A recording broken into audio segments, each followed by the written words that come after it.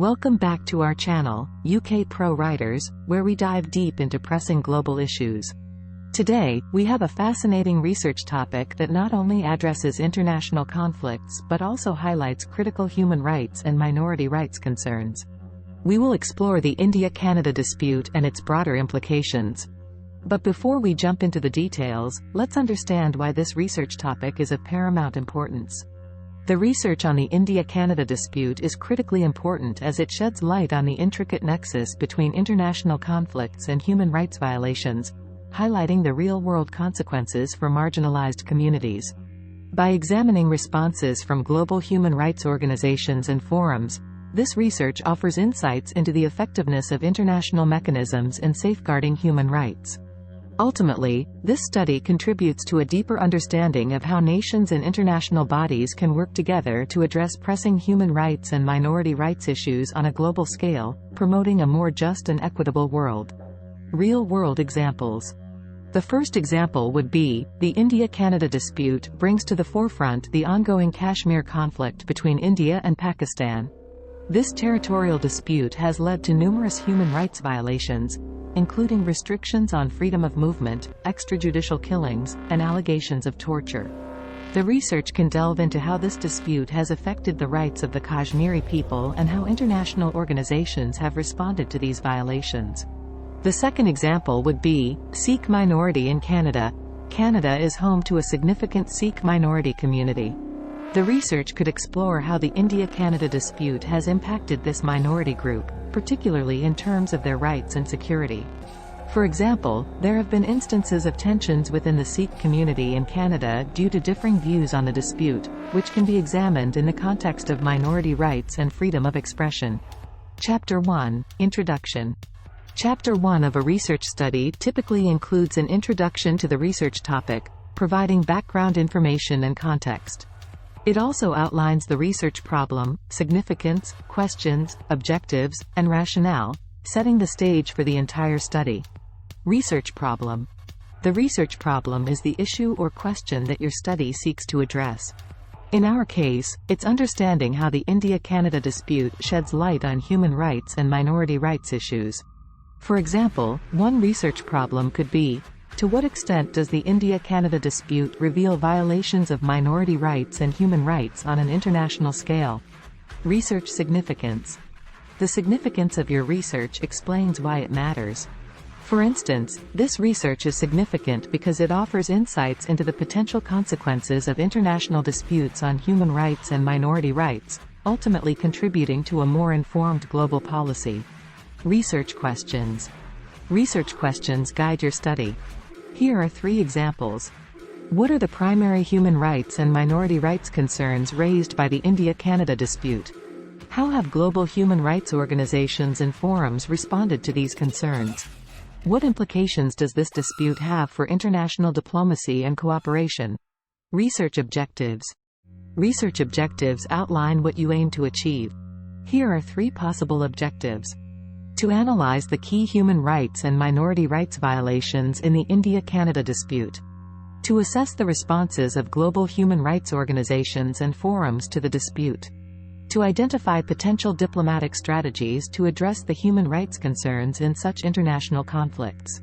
Research rationale. The research rationale explains why your study is necessary. For example, this research is crucial as it can help policymakers, international organizations, and civil society groups better understand the intersection of international disputes and human rights, allowing for more effective conflict resolution and human rights protection. Chapter 2, Literature Review. Chapter 2, the Literature Review, consists of a comprehensive review of existing research and scholarly work relevant to the research topic.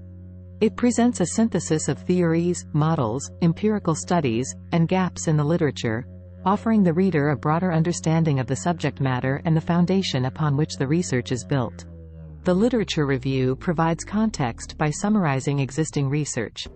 Suitable subtopics for this research could include historical context of India-Canada relations, theories of international relations and conflicts, human rights and minority rights frameworks, case studies of similar international disputes, For instance, you can discuss theories like realism and liberalism in international relations and apply them to the India-Canada dispute. Realism might focus on power dynamics, while liberalism may emphasize cooperation and institutions. Additionally, you should highlight literature gaps, areas where research is lacking.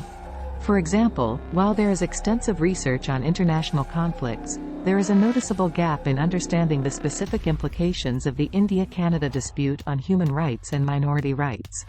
Chapter 3, Methodology. Chapter 3, the Methodology chapter, outlines the research methods and approaches employed in the study. It typically includes details on the research design, data collection methods, data analysis techniques, and ethical considerations, providing a clear roadmap for how the research was conducted. Conceptual framework. Your conceptual framework defines your study's structure. In this case, you might consider 3 independent variables like international pressure, economic interests, and historical relations, impacting a dependent variable, human rights violations. Research philosophy. Given the international relations focus, a pragmatic research philosophy that combines positivism and interpretivism could be suitable. This allows you to examine both empirical data and interpretations. Research approach. A deductive approach may be effective as you start with established theories and apply them to the specific case of the India-Canada dispute. Research strategy. A case study approach, focusing on the dispute, would be ideal. Data analysis method. Since you're dealing with international relations and policies, a mix of quantitative and qualitative analysis could be beneficial. Quantitative data could include statistics on human rights violations, while qualitative data might involve analyzing diplomatic documents and interviews. Ethical considerations. Ethical considerations are vital. For example, obtaining informed consent from interviewees, ensuring data anonymity, and respecting cultural sensitivities. Limitations and delimitations. Acknowledge the constraints of your study, such as limited access to certain data sources, as well as the scope, such as focusing solely on the India-Canada dispute. Chapter 4, Data Analysis. Chapter 4, the Data Analysis chapter, is where the research findings are presented and analyzed. It includes the interpretation of collected data, statistical analysis, thematic, and discussion of results in relation to the research questions and objectives. Depending on your chosen method, explain how to analyze the data. For quantitative analysis, provide an example of determining an appropriate sample size. For qualitative analysis, discuss how to analyze interview transcripts, citing sample size considerations. Chapter 5, Conclusion.